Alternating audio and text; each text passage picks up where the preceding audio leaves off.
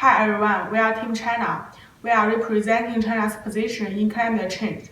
Firstly, I will introduce the carbon dioxide emissions in China, and Andrew will talk about China's position.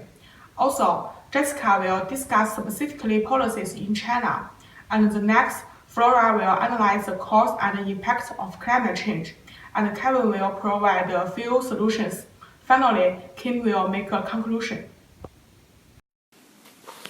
Climate change has become an important social and policy concern in recent years.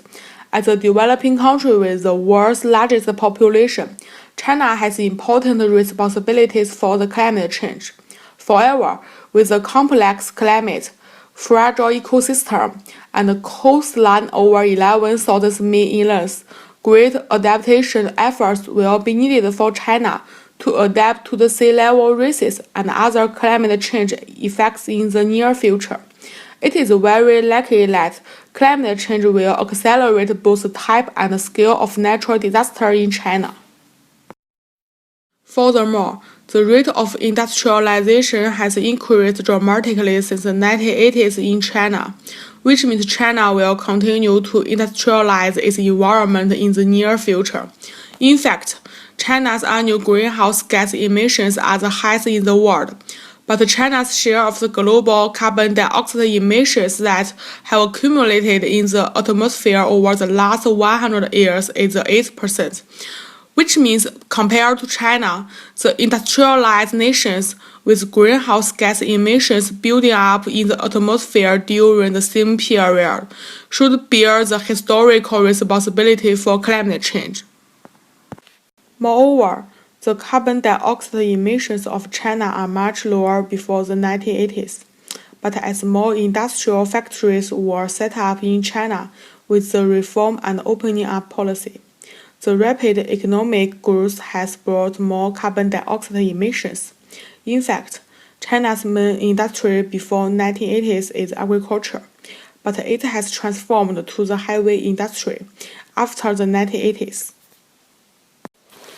The graph shows that China's growth in carbon dioxide emissions from 2003 to 2008 has been incredibly high, and China overtakes the United States and becomes the number one carbon emitter in 2006. Moreover, there is a steady decrease in the number of carbon dioxide emissions from 1997 to 2002 because of central governmental reform and the signing of the Kyoto Protocol in 1997.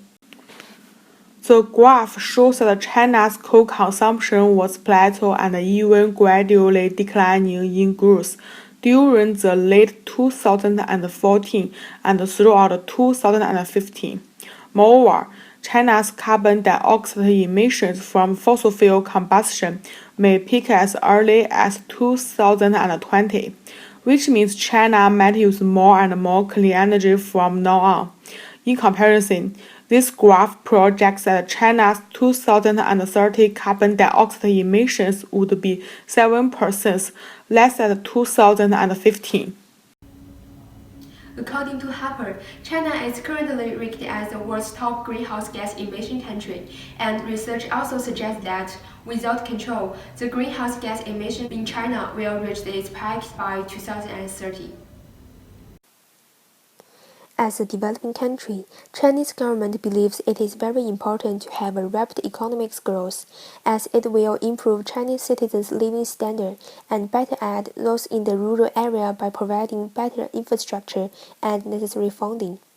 Thus, China's decades-long pursuit of rapid economic growth has boosted the demand for energy, particularly coal, as it frequently used in industrial sectors.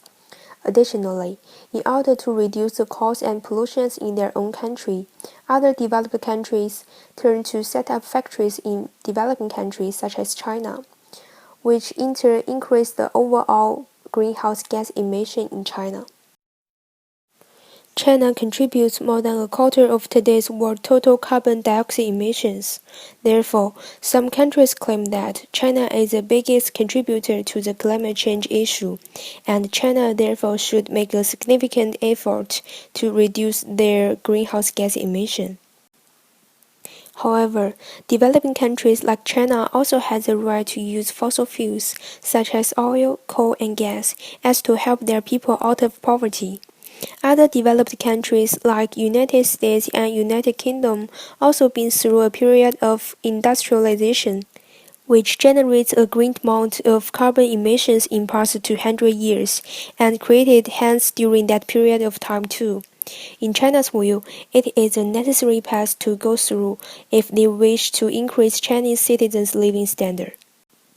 At the same time, we shall not ignore the fact that China's economy has a great influence on the global economy too. That is, if China separates their urge of growing economy to eliminate the issue of climate change, its trading partner like Australia may suffer huge financial loss due to the slowing down of China's economic growth. Thus, the Chinese government promised to balance its economic growth and environmental sustainability by implementing environmental policies that will further regulate the emission of greenhouse gas without excessive financial loss. China has invested significant resources to regulate the greenhouse gas emission. The average energy efficiency of China's coal-fired power station increased from 31% in 2000 to 37% in 2010, while U.S. remained flat at 33%. Its pilot emissions trading scheme covered 200 million tons of carbon dioxide emissions, second to the European Union scheme, which covered 2.1 billion tons. Only a few years ago, China was projecting carbon emissions peaking around 2050. Now, some of Chinese most prime minister experts think it would possibly peaking around 2025. The 40 to 45% carbon intensity target was the government's first attempt to directly address climate change. It marked a crucial change in China's attitude towards carbon reduction. Just as Andrew mentioned, China's attitude towards climate change has changed, thus their policy has already changed. China's long history of using and burning coal for energy have created a massive amount of carbon dioxide emissions. Hence, Chinese government has already established the 12th five-year-old plan of China from 2011 to 2015 to set a maximum carbon intensity target. The government expects to have a controlling stake in new strategic industries spelled out in its 12th five-year plans of China, which include energy saving and environmental protection, new energy and clean energy vehicles. The primary leadership body for policy on climate change is the National Leading Group for Addressing Climate Change, chaired by Prime Minister Li Keqiang. It includes almost all members of the central government. On Saturday, September 3, 2016, China has publicly announced its ratification of the Paris Agreement, otherwise called the Paris Accord. The Paris Agreement is an agreement that initiated to tackle the issue of greenhouse gases emissions. According to United Nations Framework Convention on Climate Change, UNFCCC, the Paris Agreement brings all nations into a common course to undertake ambitious efforts to combat climate change and strengthen the global response to the threat of climate change by keeping a global temperature rise this century well below 2 degrees Celsius above pre-industrial levels, and to pursue efforts to limit the temperature increase even further to 1.5 degrees Celsius. China's ratification of the Paris Agreement demonstrates its ambition of becoming a more environmentally friendly country. As mentioned by China's official news agency, Xinhua, China will have to reduce their carbon emissions up to 60 to 65 per unit of GDP by 2030 in order to meet their goal. The carbon intensity target builds on a previous plan to cut carbon intensity by 40 to 45% by 2020. China also aimed to increase the share of non-fossil fuels in its primary energy consumptions to about 20% by 2030, the statement added. To face the challenges from past and future climate change, we must respect nature and live in harmony with it. We must promote the idea of nature and emphasize climate security, said by Xinhua News Agency. According to China's policy and management that Jessica talked about, I want to transfer the topic of the causes and impact on climate change. The Earth is a beautiful planet to some pleasure seeked, but over the last few years, scientists have been increasingly convinced that climate change created by mankind has the potential to alter our world forever. The driving force for climate is the energy from the sun. Energy travels from the sun in the form of shortwave infrared radiation. Some of it doesn't get through the Earth's atmosphere, but lots of it absorbed by the land and ocean to warm them up. But gases in the atmosphere, greenhouse gases, trap some of that radiation. They act like invisible insulation blanket around the Earth. This effect is perfectly natural, and if there wasn't greenhouse gases at all, global temperature would be 20 degrees to 30 degrees centigrade colder. Then we are now probably too cold for life on Earth to survive. Everyone agrees there are a lot of different natural factors that affect the Earth's climate, but some scientists have argued for many years that mankind is also having an effect on climate change. The population now is much bigger, and the world population today is about 6.5 billion people. There is so much more technology around today, and there's been the Industrial Revolution. We've used all these fossil fuels, we're now completely relying on them to carry out actions in our daily life to heat our home. All these different things require from it. The use of fossil fuels is a global issue too. Another of what may see as a problem into the future is the rapidly developing countries like China.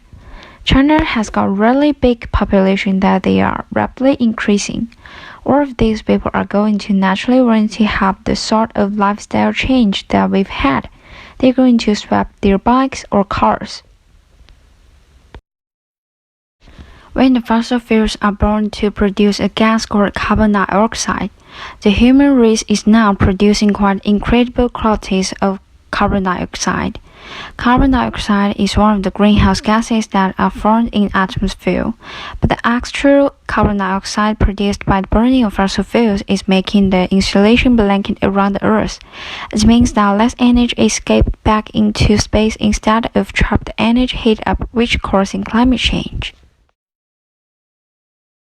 A lot of the Earth's carbon dioxide has been absorbed into plants and trees. It's been an important way of keeping the dioxide locked away instead of increasing in the atmosphere. But all of the world forests to be cut down to make way for farming, returns, and cities. The biggest tropical rainforest in the world is Amazon. It is the same size as Western Europe. The huge area of it being cut down every year, so the land can be used for agriculture, and the remaining forest is increasing at risk of dying out. Next, I will talk about the impacts of climate change. Climate change causes ocean acidification. There appear to be no benefits to the changes in pH of the oceans. This process is caused by additional carbon dioxide being absorbed into the water and may have several destabilization effects on the entire oceanic food chain. The second one is melting glaciers. The effects on glacier melting are largely detrimental. The principal impact being that many millions of people depend on fresh water supplied each year by nature's pre-milled regrowth cycle. Drinking water and agriculture may fall. Many parts of the world are low-lying and will be severely affected by the modest sea rises. Rice paddies are being inundated with salt water which destroys the crops. Seawater is contaminating rivers as it mixes with fresh water further upstream and are becoming polluted. Given that the Intergovernmental Panel on Climate Change, it doesn't include meltwater from the Greenland due to uncertainties at the time. Estimates of sea level rises are favored to considerably underestimate the scale of the problem. There are no proposed benefits to sea level rise. Finally, it is the environmental impact.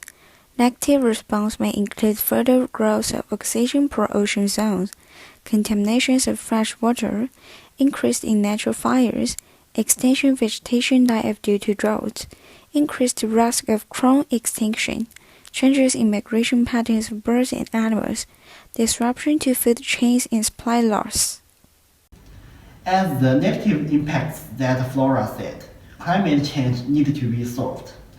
The Chinese government has realized the risks of climate change and determined to alleviate these problems through various solutions.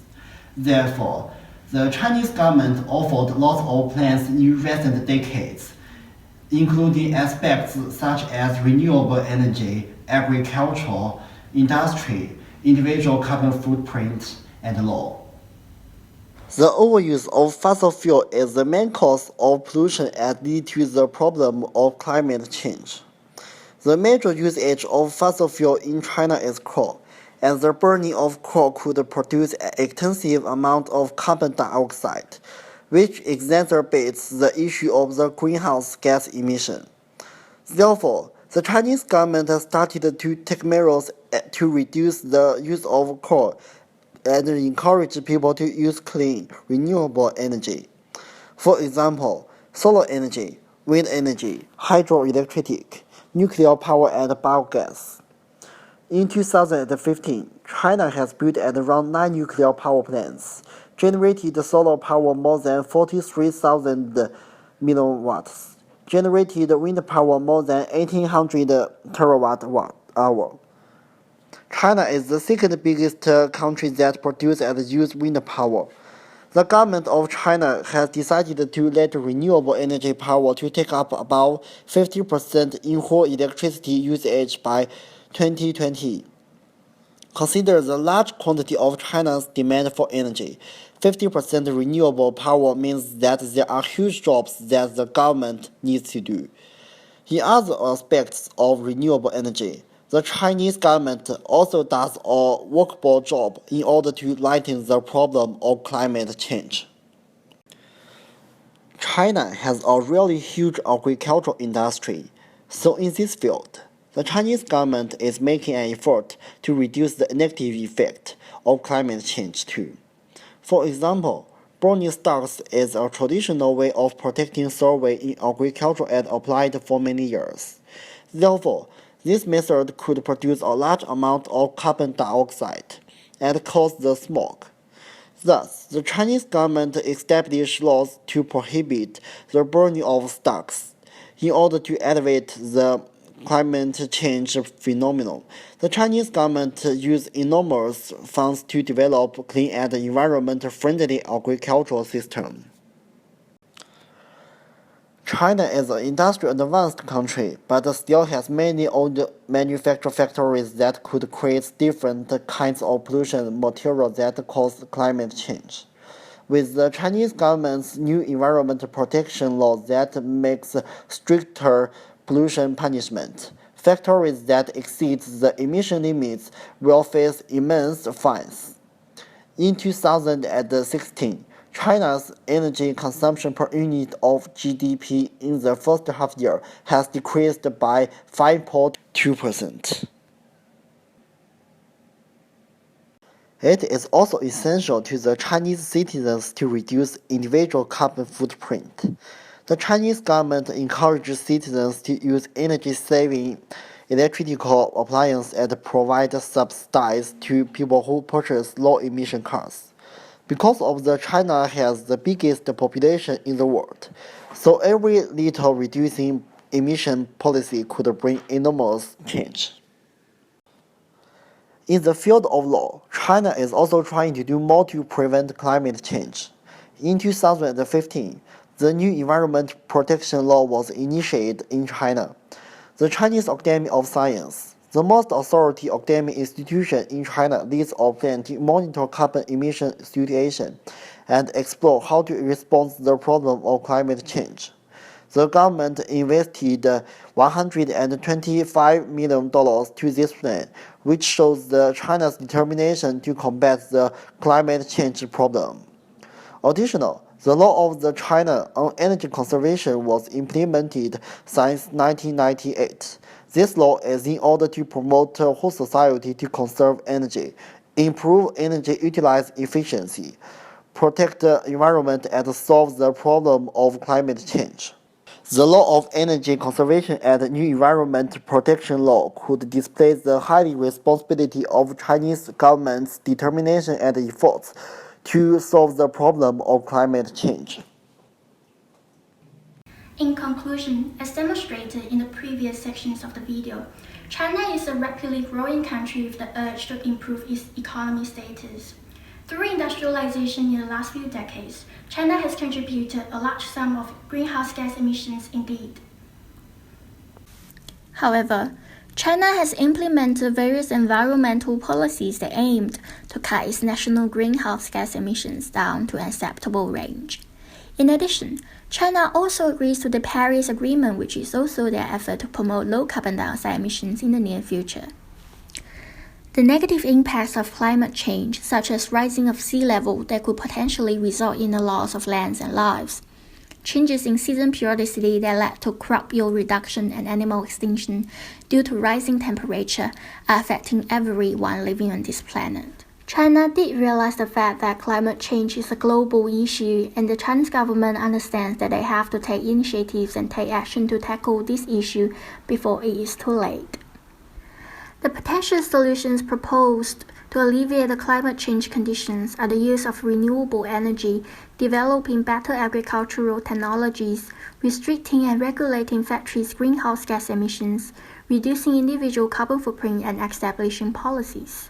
With Chinese government's great determination to combat climate change issue and the solutions mentioned above, we do believe that climate change issues could be manageable and our future generations will still be able to enjoy the sceneries around us, and other species will still be able to live together with us on this beautiful planet.